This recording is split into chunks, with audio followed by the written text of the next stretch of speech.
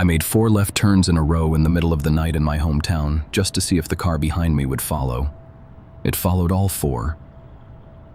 Let me take you back to the beginning. I was 20 years old, driving home from out of town, an 8-hour trip on a good day. There had been an accident on the route that held me up for a while, so by the time I was back on the road, it was late. Around 11 at night, I was on a stretch of secluded highway with nothing on either side. No towns, no lights, just road. I was tired, and I had about 4 hours left to go, and I was focused on getting home. That's when I noticed the car. It appeared in my rearview mirror on that empty stretch of highway. Just headlights behind me in the dark.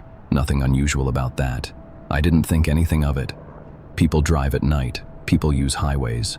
I noted it and moved on. An hour later, it was still there. Same car, same distance back. Not tailgating, not overtaking, not falling behind. Just there, matching my speed exactly on a road where I was the only other vehicle. I told myself they were probably heading to the same general area I was. That's a thing that happens. Coincidences exist. I kept driving. I stopped at a gas station to get an energy drink. Needed to wake up, and I had a long way still to go. I pulled in, went inside, came back out.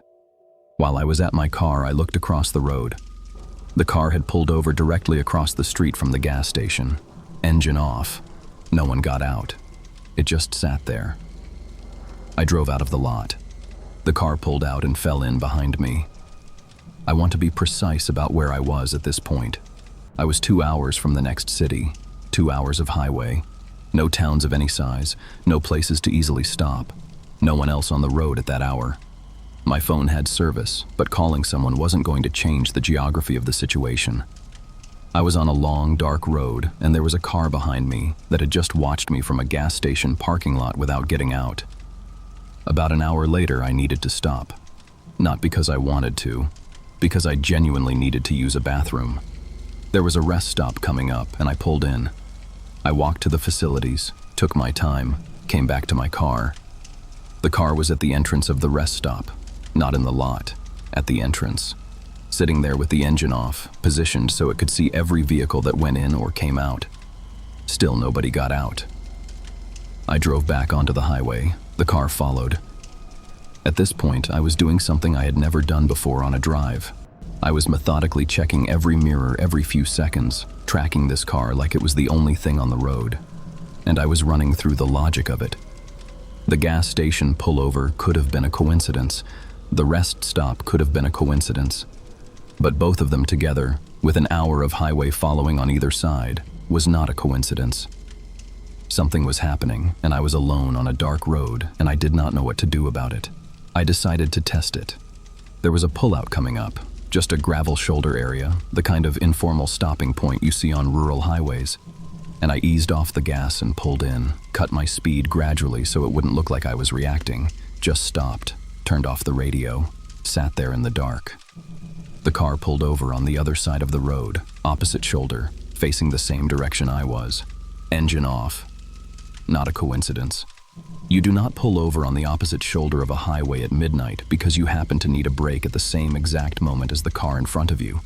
You do that because you are following the car in front of you and you do not want to pull in behind it. Nobody got out. I pulled back onto the highway. The car waited a beat, just long enough, and then pulled out and fell in behind me. I called my parents. I tried to keep my voice level. My dad listened and then told me calmly to get into town, and when I did, to make 4 consecutive left turns. He explained it quickly. 4 lefts is a loop. You end up back where you started, and nobody follows someone through a complete loop by accident. If the car was still behind me after 4 turns, there was no version of it that was coincidence. I got into my town. I made the first left. The car turned. Second left. The car turned. Third left. The car turned. I made the 4th left. The car turned. My dad said to drive to the police station. I drove to the police station. The car followed me the entire way, through every street, every turn.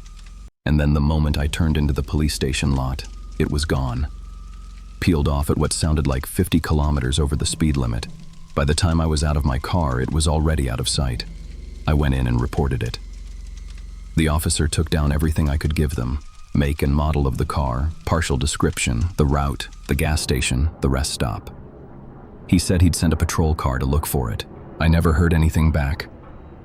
No follow-up, no information, nothing.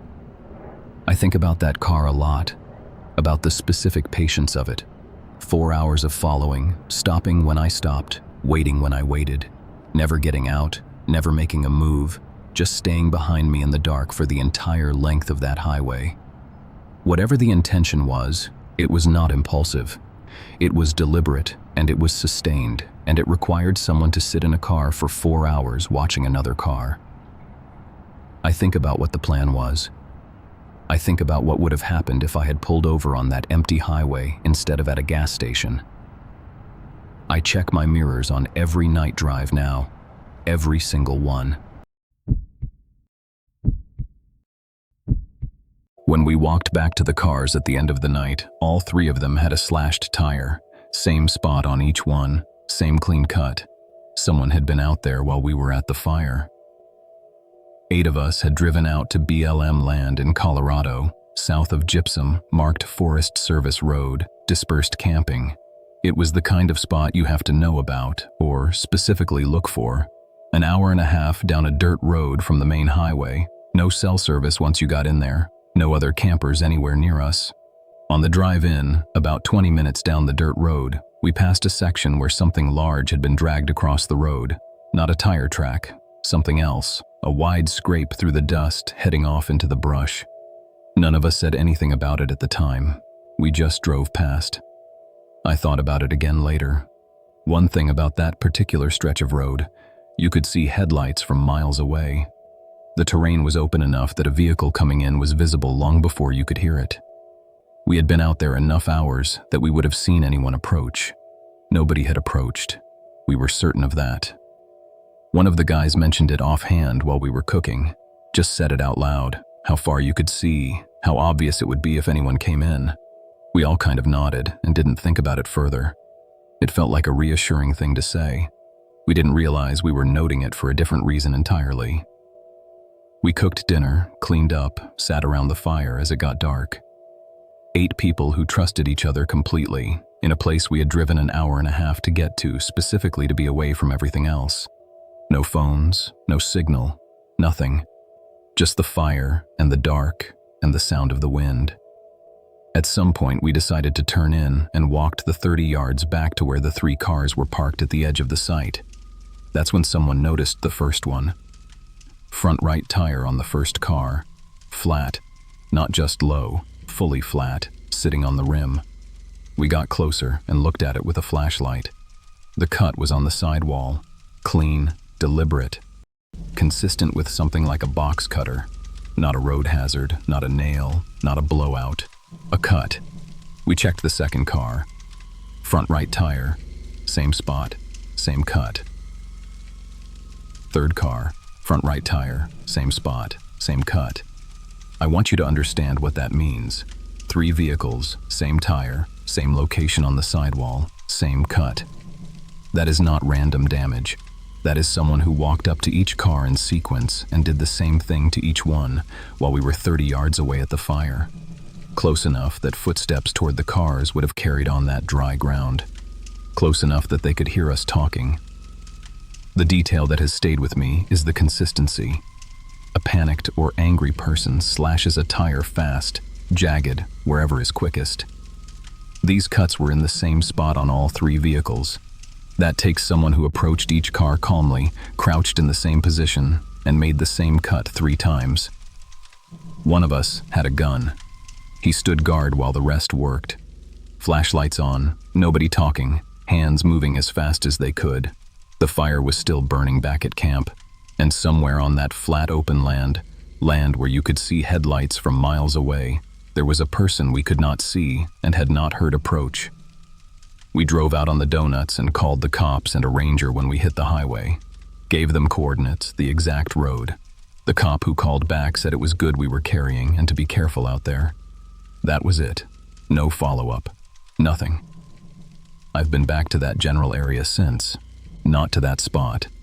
I've thought about it a few times and decided against it every time. And I've tried to pin down exactly why. It's not the tires. It's not even the invisibility of it. The fact that someone moved through our camp without us seeing or hearing them. It's something one of the guys said on the drive out after we had cell service and were calling the ranger. He had been the one with the gun, and he had been standing watch while the rest of us worked. I asked if he had seen anything while we were changing the spares. He said no. Then he said, and I've turned this over many times since, he said he had the feeling the whole time that he was being watched from the trees. Not a feeling that someone had been there. A feeling that someone was still there, still watching us, while we worked under the flashlights with our backs to the dark. We drove out anyway. We had to. But I think about that a lot, about whether he was right. I heard a man crying in the woods in the dark, and every instinct I had told me not to make a sound. I still don't fully know why. I just know I was right. This was in North Georgia, when I was in college in the mountains. I had started going on night hikes. I know how that sounds, but the campus was in a beautiful area, and I had gotten comfortable out there. Probably too comfortable. The trails were easy, the area was familiar, and on a clear night, the moonlight was enough to navigate by without a flashlight. This particular night, the moon was full, and the weather was perfect. One of those late-season nights that feels like it was made for being outside. I was slightly stoned and feeling like being alone in something beautiful, which is a specific mood you get in college. I chose a trail I knew well, just over a mile loop, mostly flat, in a secluded section of woods that I had hiked probably a dozen times by then. I brought a flashlight, but I didn't expect to need it. I didn't bring my phone. This was 2002, and the phone would have been useless out there anyway. The first part of the hike was exactly what I wanted. Moonlight washing everything dim blue, woods quiet and clear, just the path and the night sounds. Then I started feeling wrong. Not scared, just off. The way a room feels when something changes without anything visibly changing. I slowed my pace. And then, maybe a second after that feeling arrived, I heard him. He was somewhere to the right of the trail, not on it. Off in the woods, maybe 30 or 40 feet. A man's voice, crying. I want to be careful about how I describe this because the description matters. It wasn't the kind of crying you hear when someone gets bad news or gets hurt. It was continuous, like it had been going on for a long time before I got there and would keep going after I left. Sobbing layered over what I can only describe as gibbering. A kind of babbling underneath the crying, almost below the threshold of words. And there was a shrillness running through all of it, a held-back quality, like someone perpetually on the edge of a scream they were keeping inside. Like whatever was making that sound was less than fully a person. Here is the thing I still think about. My instinct, the immediate, pre-thought instinct, was to call out. That's what you do when you hear someone in distress. You ask if they're okay. You let them know someone is there. I had the word ready. I remember this clearly. I had the word, and I had the breath, and my mouth was already open. And then I also noticed something I hadn't registered yet. My flashlight was in my hand. I had pulled it out without thinking. The same reflex that wanted to call out, wanted to turn on a light. Because when someone is hurt in the dark, you give them light. I looked down at it. And then I put it back in my pocket without turning it on. I don't know how to explain what made me do that. I just know that the light would have announced exactly where I was. And whatever was making that sound, I did not want it to know where I was. My throat closed. My body said no. That was it. And I understood in that same moment that I needed to be very quiet and I needed to leave. I turned around and started walking back the way I came. No flashlight, every step placed carefully. I was hyper-aware of the ground under my feet, every dry leaf, every twig, every patch of uneven dirt.